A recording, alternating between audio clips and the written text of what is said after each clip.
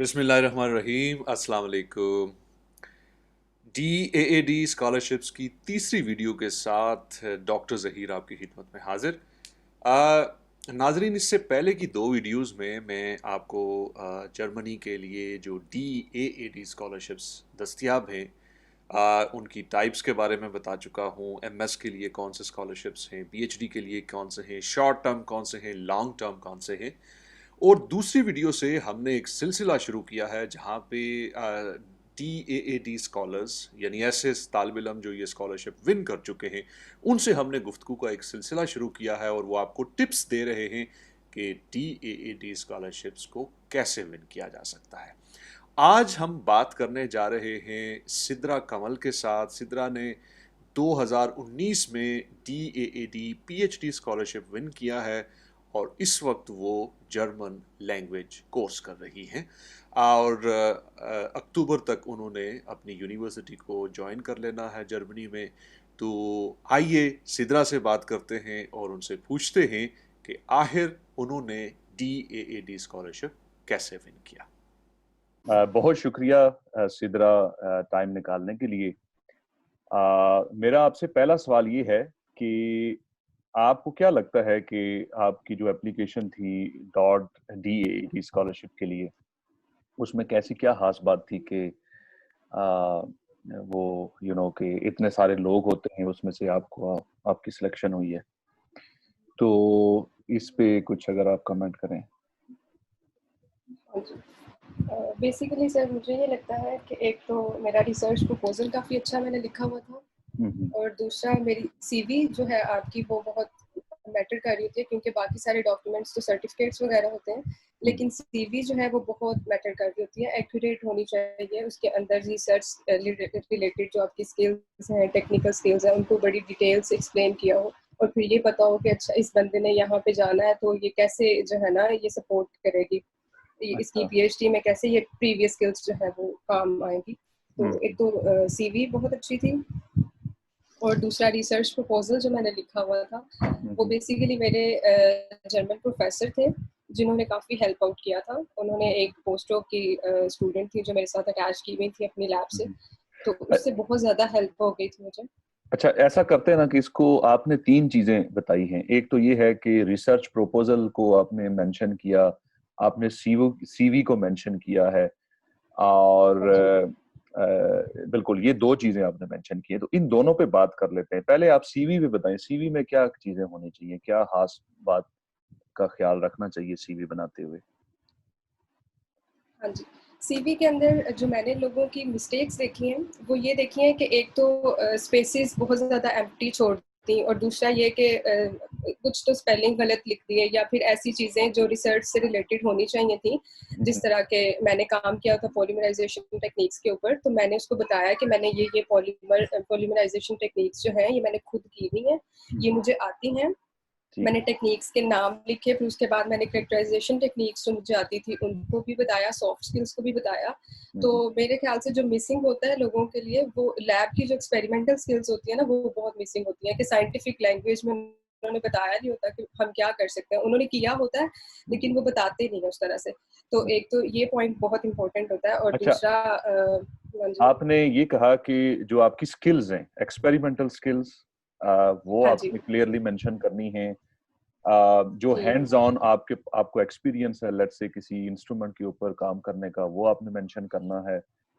ये दो हाँ चीजें जी आपने उसमें की हैं। जी प्लीज कंटिन्यू करें। हाँ जी, और दूसरा मेरी डिस्टिंक्शंस भी थी दो। आई डोंट नो उन्होंने कितना काउंट किया इसके ऊपर कितना नहीं, अच्छा, बट ठीक है। मेरी एक थी BS के अंदर थी, वो सेकंड पोजीशन के लिए थी और दूसरा ये था कि मैं एसोसिएट एडिटर भी रह चुकी हुई थी GC यूनिवर्सिटी में। तो वो मुझे दो एकेडमिक डिस्टिंक्शंस मिली हुई थी, तो आई डोंट नो उन्होंने वो काउंट हुई हाँ, उस तरह से। मेरा ख्याल है कि जो आपकी इस तरह की एक्टिविटीज होती है ना, प्रोफेशनल एक्टिविटीज जिन्हें हम कहते हैं, जैसा कि आपने हाँ जी तो वो दे डू मैटर कि आपने पढ़ाई के अलावा और क्या क्या साथ कर रखा है। अच्छा, मेरा भी हाँ यही जी ख्याल है एग्जैक्टली। कि हमारे यहाँ अमूमन ये होता है ना कि आपके पास एक ही सीवी है और वही हर जगह भेजते रहते हैं आप। तो मेरा ख्याल है कि हमेशा जब आप कहीं जॉब के लिए अप्लाई कर रहे हैं या किसी स्कॉलरशिप के लिए अप्लाई कर रहे हैं तो हमेशा उसको ट्वीक करना चाहिए according to the that job या according to the particular scholarship you are applying for. तो आप क्या हाँ कहते जी, बिल्कुल। हैं? इसमें यही मैं कहूँगी, क्योंकि इंडस्ट्रियल जो आपकी सीवी होती है ना, जिसमें आप इंडस्ट्री के लिए भेज रहे होते हैं, तो हाँ, वो आप एक पेज पे उसको लिख के, सारी होती सीवी यूजुअली एक पेज पे ही है, तो आप सारा उसको एक पेज पे लिख दो, पॉइंट्स बना दिए। अगर आपने ये स्किल्स इतनी डिटेल से नहीं भी बताई तो कोई मसला नहीं है। लेकिन जब आप जाते हो एक स्कॉलरशिप के लिए, या फिर आपको ऐसी कोई जॉब चाहिए जो एकेडमिक जो है फील्ड के अंदर जानी है, तो उन्होंने बकायदा लिखा होता है डार्ट के अंदर कि आपकी जो सीवी है ना, वो बड़ी डिटेल्ड होनी चाहिए। तो हम्म, उसके अंदर मैंने पता नहीं उसको कितनी दफा जो है ना रिव्यू किया था खुद भी, हम्म, और जो मेरे सीनियर्स गए हुए थे मैंने उनसे भी करवाई थी वो रिव्यू, और अपने प्रोफेसर सुपरवाइजर से भी मैंने करवाई थी हम्म, सीवी। तो मुझे लगता है कि ये एक प्लस पॉइंट था कि एक गलती भी अगर मेरी निकलती थी ना, और दूसरी ये चीज कि स्किल्स के अलावा जो आपने अपनी एजुकेशन बतानी होती है, क्योंकि हमारे इधर तो होता है कि सेकेंडरी स्कूल और हायर सेकेंडरी स्कूल इस तरह से, हम्म, तो वहाँ पे ये डिफरेंट होता है ना, हम्म, आपको हाई स्कूल मेंशन करना होता है और इस तरह। तो जी, वो सारी चीजें छोटी छोटी, अगर आपको कोई एक गलती भी बता रहा है ना, तो फिर आपकी वो वाली एक दफा में रिमूव हो जाती है, अगर आप एक दफा रिव्यू करवाते हो तो। अच्छा, तो ये सारी चीजें हैं। ये एक बड़ी ही अच्छी प्रैक्टिस है जो आपने बताई है कि सीवी बनाने के बाद एक तो आप खुद तो उसको रिव्यू करते ही हैं, बेहतर होता हाँ है कि जी। आप आपके जो सीनियर्स हैं या आपके जो टीचर्स हैं यूनिवर्सिटी में जहाँ पे आप पढ़ते हैं उनको दिखा दें एक दफा कि आप देख के बताएं कि हमारी सीवी में क्या कमी है, क्या इसमें और चीजें ऐड करनी चाहिए। तो ये बड़ा अच्छा आपने हाँ पॉइंट दिया है जो कि स्टूडेंट्स को इसका ख्याल रखना जी। चाहिए। और अगर आपकी आपके जी जी जो आपके जो होस्ट कर रहे हैं ना प्रोफेसर, अगर वो भी बहुत काइंड है आपके साथ और वो काफी सपोर्ट कर रहे हैं आपको, तो हम्म, आप उनको भी दे सकते हैं अपने डॉक्यूमेंट्स के, आप ये रिव्यू करते हैं, क्योंकि उनको चाहिए कि इस बच्चे को स्कॉलरशिप मिल जाए, तो वो भी इसमें खुशी होंगे कि वो कर देंगे, उसको कोई मसला नहीं हम्म। होता। तो आपकी सीवी कितने पेज की थी जब आपने अप्लाई किया, कुछ याद है? हाँ जी, मैंने लिखी थी जब सीवी, तो मैंने वर्ड के ऊपर लिखी थी। वर्ड के अंदर वो थी 2 पेजेस की, ठीक है, जो कि, और मैंने कोई भी एम्प्टी स्पेस नहीं छोड़ी हुई थी वर्ड के अंदर जब मैंने उसको किया था। ठीक तो है। लेकिन ये डार्ट वालों को चाहिए थी यूरोपास फॉर्मेट के अंदर, तो अच्छा। फिर मैंने उसको जब कन्वर्ट किया था तो वो 3 पेजेस पे चली गई थी। हम्म, ठीक तो है। मैंने फिर फोन करके इस्लामाबाद पूछा था डार्ट ऑफिस में कि हम्म, ये से मतलब मुझे लग रही है कि मेरी वर्ड वाली अच्छी है ज़्यादा, और आप यूरोपास में डिमांड कर रहे हैं, तो फिर मैं क्या करूं। तो उन्होंने मुझे बोला था कि हम यूरोपास में आपको रेकमेंड करेंगे कि आप सेंड कर दें, हम्म, लेकिन अगर आप कंफर्टेबल हैं वर्ड वाली के साथ ही तो आप इसी को भेज दें, कोई मसला नहीं है। फिर अच्छा। मैंने अपने सीनियर से भी पूछा, तो उन्होंने फिर बताया कि एक सीनियर ने बताया कि मैंने वर्ड में ही दी थी, दूसरे ने बताया कि मैंने जो है यूरोपास में दी थी। तो हम्म, उन दोनों को स्कॉलरशिप मिला हुआ था, तो फिर मैंने भी यूरोपास में भेज दी कि रिस्क लेने से बेहतर है कि आप यूरोपास में भेज सही है, दें। सही है। हाँ, अमूमन ये अच्छा होता है कि जिस तरह की आपको गाइडलाइंस दी हुई हैं तो उनको फुल्ली तौर पे फॉलो कर लेना अच्छा है। अच्छा, ये हाँ तो जी। सीवी पे हमने काफी सारी बात कर ली। दूसरी चीज है, एक ये है कि आपने मेंशन किया कि आपके जो प्रोफेसर थे जर्मनी से जिनके पास आपने अभी जाना है, तो उन्होंने बड़ा आपको हेल्प आउट किया है, सीवी भी उन्होंने रिव्यू करके दी और रिसर्च प्रपोजल बनाते हुए भी बड़ा आपको हेल्प आउट किया। तो आपको कैसे सुपरवाइजर मिले, कैसे थे, इसके लिए क्या टिप्स हैं आपके पास? क्योंकि ये मेरा ख्याल है कि स्टूडेंट्स को बड़ा मुश्किल लगता है कि how to find and contact a university professor in Germany. तो इसके लिए हाँ, आपकी क्या? ये सबसे फर्स्ट स्टेप होता है, और यही सबसे इम्पोर्टेंट स्टेप होता है, क्योंकि अगर आपको एक्सेप्टेंस लेटर नहीं कहीं से मिलता तो आप अप्लाई ही नहीं कर सकते, आपकी जो एप्लीकेशन है वो रिजेक्ट हो जाती है। तो इसके लिए मैं ये कहूँगी कि आपने जो ईमेल लिखनी है वो भी बहुत प्रिसाइज होनी चाहिए। अगेन सीवी की तरह उसको भी आप, ज़रूरी है कि आप किसी से उसको रिव्यू करवा लो। मैं बहुत कॉन्शियस थी, मैंने अपने उसको भी जो है अपने सुपरवाइजर से जो है रिव्यू करवाया कि ये देखें मैंने ये लिखी है, तो उन्होंने बोला हाँ ठीक है। बट उसके लिए मैंने बहुत मेहनत की। मैं उसके लिए थोड़ा सा बताती हूँ पॉइंट्स कि किस तरह से आपने अप्रोच करना और ईमेल को लिखना कैसे है। जी जी, जरूर, तो ये बड़ा सबसे ही पहले, हाँ जी, सबसे पहले तो कैसे आपने एड्रेस करना है प्रोफेसर को। डॉक्टर हैं तो फिर डॉक्टर कह के ही आप उनको बुलाएं, डियर डॉक्टर, और फिर अगर प्रोफेसर है तो डियर प्रोफेसर करके उनको बुलाएं। और उसके बाद आपने वो कोई लंबी चौड़ी कहानियां नहीं डालने बैठ जाना कि आप ठीक हैं या फिर कैसा है, इस तरह से कुछ नहीं अच्छा लिखना। सिद्रा, सीधा आप ये, एक मेरा सवाल है, सॉरी आपको मैंने काट हाँ जी, दिया बीच में। नो आपने प्रॉब्लम। क्या लिखना है? आप उसका पूरा नाम लिखती हैं या सेकंड नेम लिखा है, फर्स्ट नेम, कैसे आपने मतलब सैल्यूटेशन मैंने या सेकंड सर नेम से लिखा था, सेकंड नेम। सेकंड नेम से? ठीक है, तो बिल्कुल यही प्रैक्टिस हाँ है जी। कि आपने उनका जो दूसरा नाम होता है जो पहले नाम के बाद सेकंड नेम या सर नेम जिसे कहते हैं वो, उससे आपने उनको एड्रेस किया और डियर प्रोफेसर या डियर डॉक्टर करके आपने उनको, ठीक है। तो आगे आपने हाँ खैरियत वगैरह कुछ नहीं पूछनी, ये आप बता रही थी। नहीं। हाँ क्योंकि हम क्योंकि तो पाकिस्तानी कल्चर में तो सबसे पहले तो खूब हाल चाल पूछते हैं ना हर तरह से, और सुनाए, और फिर उसके अलावा। हाँ बिल्कुल।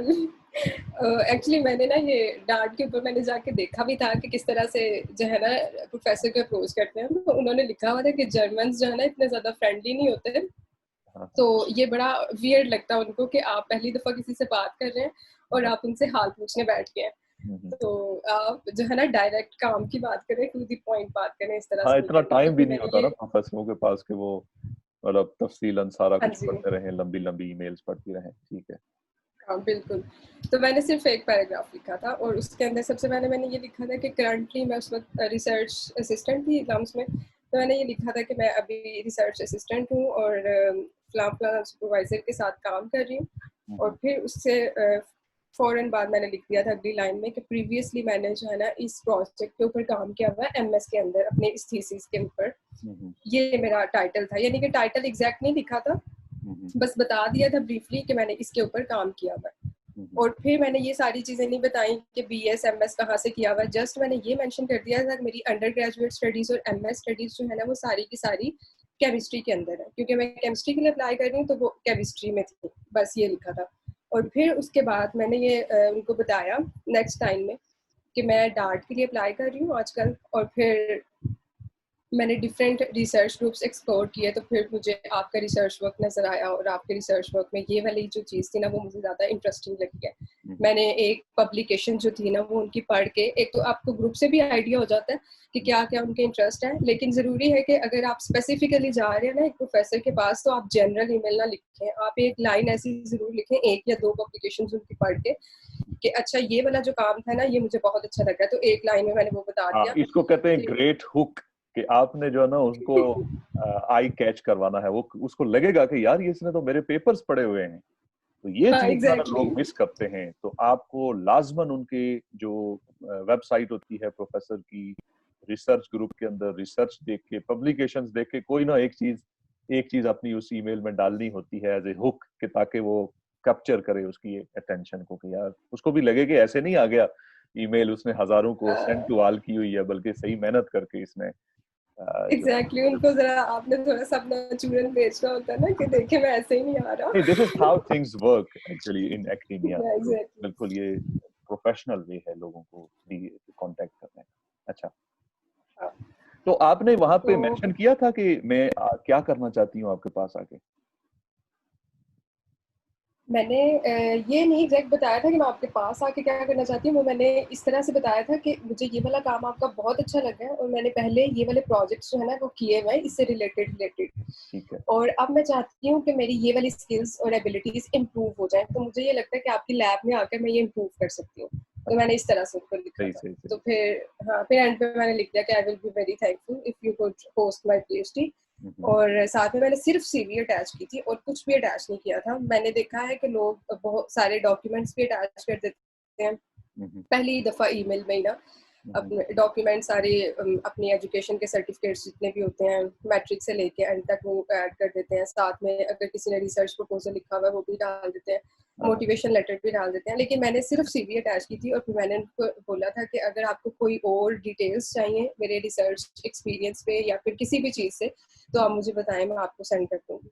अच्छा अच्छा, जबरदस्त हो गया। हाँ अच्छा, ये ऐसे। फिर बताइए मुझे बड़ा ब्रीफली थोड़ा सा रिसर्च प्रपोजल जो बनाते हैं उसके बारे में, जो स्टूडेंट्स है ना उनको क्या गाइडलाइन देती हैं आप, कि उस पे कितनी मेहनत की जरूरत है, कितना इम्पोर्टेंट है वो ये डॉक्यूमेंट, और इसको कैसे बनाना चाहिए, इसके लिए कुछ सजेशंस अगर हाँ आप। जी, ये बहुत इम्पोर्टेंट है और इसको जो है मैं कहूँगी कि सबसे ज़्यादा आपको ज़रूरत है इसके ऊपर ध्यान देने की। तो मैं अभी स्टेप बाय स्टेप चलती हूँ। सबसे पहले आपने एक टाइटल देना होता है बहुत अच्छा सा, साइंटिफिक लैंग्वेज में ही आपने टाइटल देना होता है। उसके बाद आप समरी ऐड करते हैं। समरी बेशक आप एंड पे जाकर लिख लो, जब आप सारे सेक्शंस कंप्लीट कर लो तो आप एब्स्ट्रैक्ट एंड पे जाके उसका पूरे डॉक्यूमेंट का लिख दो कि आपने ये काम किया हुआ। और देन आपका आता है साइंटिफिक रैशनल। साइंटिफिक रैशनल में आप बता रहे होते हो कि ये काम जो है हम क्यों कर रहे हैं, इसके अंदर मैंने काफ़ी इसको साइंटिफिक रैशनल जो था ना उसको मैंने बहुत एक्सटेंसिव करके लिखा था, क्योंकि उसके अंदर मैंने लिटरेचर रिव्यू भी सारा डाल दिया था।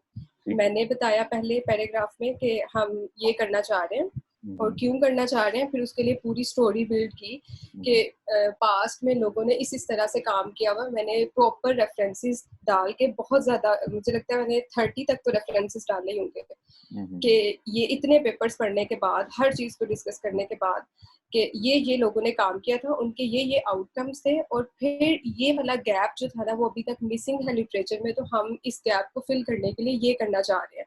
फिर जब वो सारी स्टोरी बिल्ड हो गई, फिर उसके बाद मैंने अपने एम्स स्पेसिफिकली करके ना, एम्स जो है वो पॉइंट्स की फॉर्म में बता दिए कि मेरे 5-6 एम्स हैं इस रिसर्च प्रपोजल को लेकर, वो लिखे। और फिर उसके बाद मैं चली गई अपने डायरेक्ट एक्सपेरिमेंटल वर्क के ऊपर। अच्छा मैंने अक्सर देखा है कि एक मिनट यहाँ तक इसको रिव्यू कर लेते हैं। आपने ये बताया कि टाइटल आपने दे दिया और उसके बाद आपने थोड़ा सा बैकग्राउंड दिया है कि आपकी जो रिसर्च है उसका, या जो रिसर्च क्वेश्चन है उसका बैकग्राउंड क्या है, उसको इंट्रोड्यूस करवा दिया, और फिर उसके बाद उसका जो करंट स्टेटस था वो बिल्ड किया आपने लिटरेचर रिव्यू करके कि क्या लोग कर चुके हैं, कौन से क्वेश्चंस हैं जो अभी तक आंसर नहीं हुए, मिसिंग गैप्स क्या हैं इस एरिया के अंदर, वो आपने सामने लाए हैं लिटरेचर को अच्छी तरह से थारोली रिव्यू करके। और फिर उसके बाद आपने अपने एम्स दे दिए, ऑब्जेक्टिव्स दे दिए कि मैं ये स्टेटस है, ये गैप्स हैं, ये क्वेश्चंस हैं और मैंने ये करना है। राइट? मैंने ठीक समराइज किया है? हाँ जी, एग्जैक्टली। चलें आगे चलते हैं। आगे आपने कहा कि जो एक्सपेरिमेंटल या जो मेथोडोलॉजी होती है, राइट, वो हाँ एग्जैक्टली, उसको मैंने वर्क पैकेजेस की फॉर्म में लिखा था। मैंने स्टेप्स नहीं लिखे थे, मैंने लिखा था मेरे वर्क पैकेजेस ये हैं। तो फिर उसके बाद 1 2 3 करके तो सारा वो मैंने बताए थे कि फर्स्ट स्टेप ये होगा, सेकंड स्टेप ये होगा। उसके अंदर भी एग्जैक्टली मैंने जो लोगों के प्रपोजल्स में मिसिंग चीज़ देखी है वो ये देखी है कि वो ये नहीं बताते कि हम किस तरह से करेंगे, यानी कि स्ट्रैटेजीज नहीं बता रहे होते कि डिटेल में कि हम किस तरह से करेंगे। तो मैंने एक एक स्टेप को डिस्कस किया कि ये स्टेप इस तरह से होगा और इसके लिए मैं ये स्ट्रैटेजी फॉलो करूंगी। हर स्टेप को जो मैंने कोई 5-6 स्टेप्स थे उन सबको मैंने बता दिया, सारी स्ट्रैटेजीज भी बता दी स्कीम्स के साथ। हाँ, ये मैं पूछना चाह रहा था कि कोई स्कीम्स, इलस्ट्रेशंस आपने ऐड की थी, वो आपने कह दिया कि बिल्कुल हाँ उसके बगैर तो अधूरा है ना आपका जो हाँ बिल्कुल, का जो वो सेक्शन हर है। स्टेप में स्कीम थी। ठीक है, ठीक। वैसे भी और फिर स्कीम्स की उसके वजह बाद से जो है आप ना जो आपका काम है वो ज्यादा, उसकी जो विजिबिलिटी है वो बढ़ती है, उसको ज्यादा आसानी से अंडरस्टैंड कर किया जा सकता है।